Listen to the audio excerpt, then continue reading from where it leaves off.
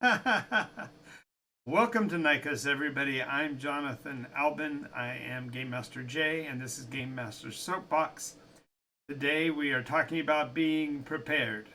And I'm not talking about preparation for the end of the world. I'm not preparing for global warming, climate change, nuclear war, or the zombie apocalypse. No, today we're talking about preparation to play a role play game. And many people who already know about role playing games won't find this necessarily helpful, but I do believe there are some items that are in here that even the veteran player might find they want to include in their preparation for their game sessions. So stick around, there's some really cool stuff coming up. So the first we're going to talk about is a filled out character sheet. Now, in preparation for a role-playing game, you have to have a character sheet, and generally during the session 0 of a campaign or the session 0 of a new games group, the expectation is that you actually will spend that first session actually filling out your character sheet, developing your persona for the game and whatnot. This is important to have, and the reason why I mentioned filled out in this case is that when you come to a session, you want to have everything ready to go and prepared for that particular session already handled. And by bringing your character sheet already filled out and already advanced, if it's a game that does level advancement and such, you want to definitely have that taken care of before you start, because ultimately the amount of time that we human beings have to play is limited, right? In our world today, a person doesn't get to play games every day. I mean, I'm one of the rare ones on the planet where I do. And I endeavor in my career, in my path, to provide that entertainment to as many people as possible. So I do, if I don't run a game every day, I am developing a game property in some fashion, or producing videos like this. But the filled out character sheet is absolutely important. You need to know everything that's required on that sheet. And every game system is different, and some of them have a quarter page small data block, and that's all they need. And then others, they take a 3 or 4 page portfolio to be fully filled out. So you definitely want to have a filled out character sheet when you begin, because if you're already prepped in that fashion, when it's time to start making decisions, you can look down, know which numbers you need to roll, and move forward through the game in that fashion. If a character sheet, on the other hand, is not officially leveled up, or it doesn't got the advancements that were done in the previous week, you haven't completed a portion of the background, then there's going to be hiccups and stops in the progression of the events of the game, and that tends to slow it down and to negatively affect the dynamics of play. The next thing we want to look at making sure that we have in addition to that is a notebook, some form of paper, or in the modern era, maybe. I know I'm an old fart here when I'm talking about notebooks and paper. Most of you have already gone to, no, I use my phone and I just hit the buttons here and I keep notes that fashion. Some people use a laptop or a tablet so they can operate and gather that information quickly.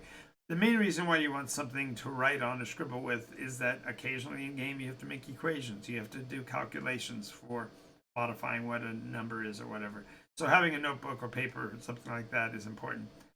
Generally, also, there are data dumps. There's lore that comes out in the game session that's important for your players to know. And if you don't have a way to write it down or track it, you tend to forget it and it drops out, and then you don't have it. And it reduces your enjoyment of the game because you can't, for the life of you, remember that character's name that you ran into last week that's important to the story this week. So, some form of something to write on.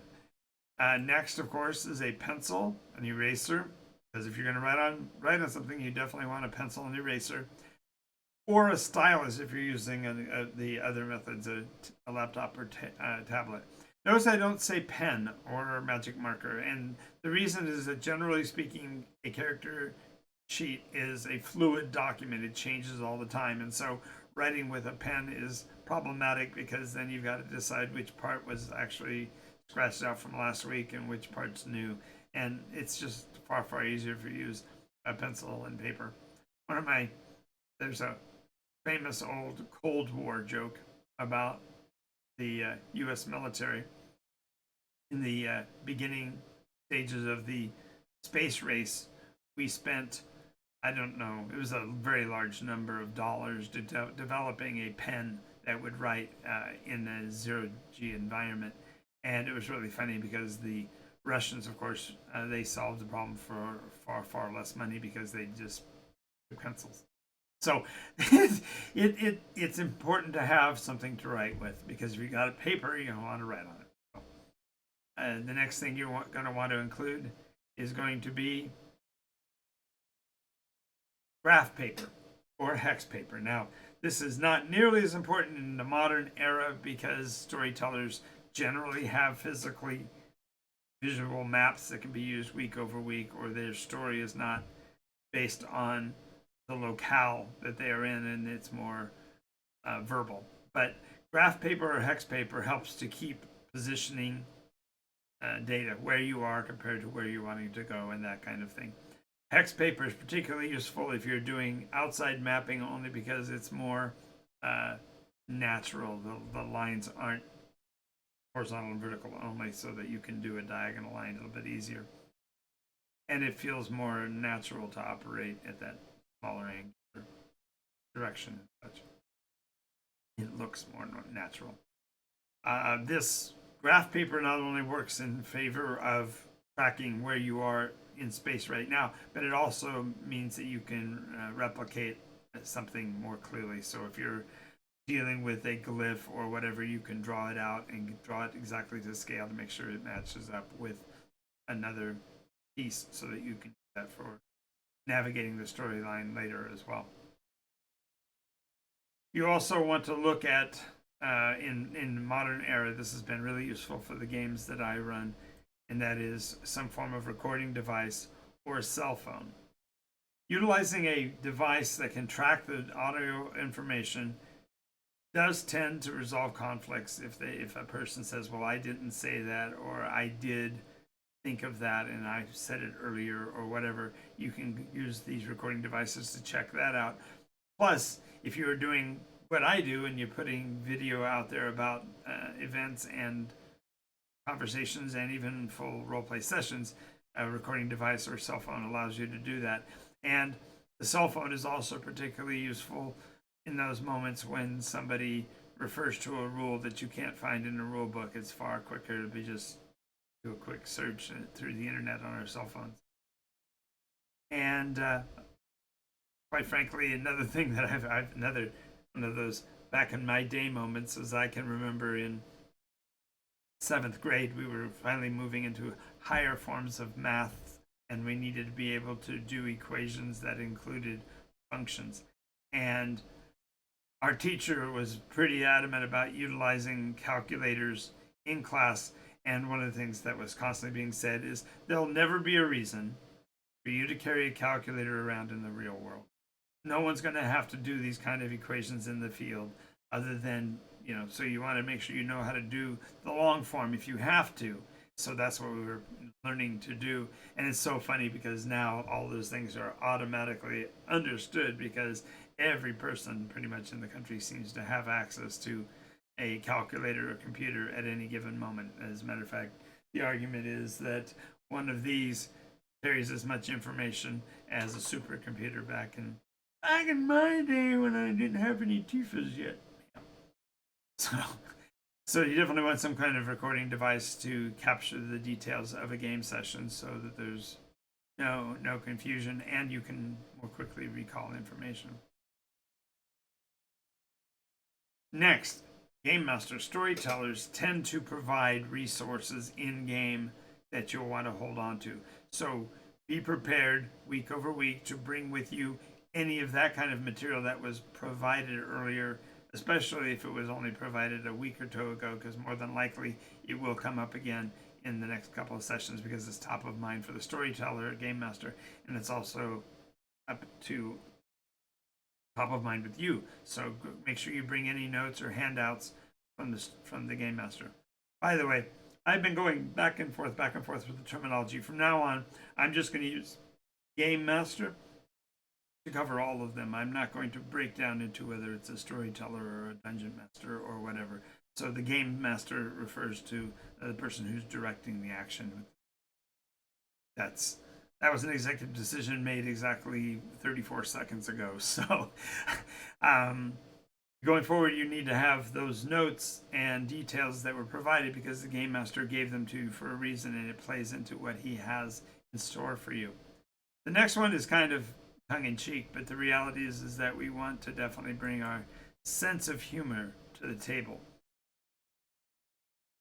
A big challenge we have in our world today is that we often ascribe to someone else an intent that they may or may not have had when they've made statements. And so understanding and accepting that you should offer others the benefit of the doubt is really a factor of your sense of humor. Because if you assume that everyone is saying stuff on purpose to make you feel pain, then that puts you in a place where you're constantly leveraged against having a good time.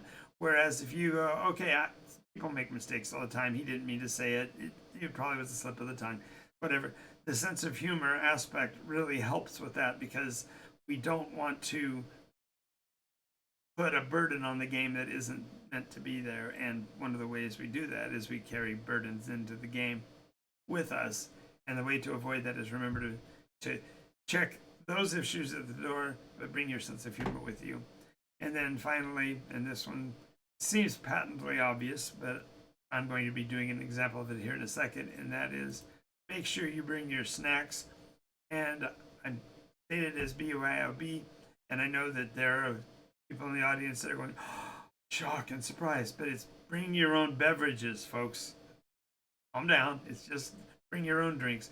There are challenges with carrying around big bottles of soda and things like that, and it can be problematic if it spills on a table. So if you bring your own, at least the area of damage that can be impacted is much smaller.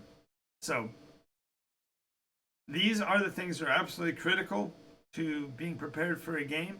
And if you follow this full spectrum, notice the colors, hence my phrase about it being a full spectrum of preparations, you want to have this stuff ready for your game session, and being prepared is 9/10 of your fun is making sure you've got everything that you need within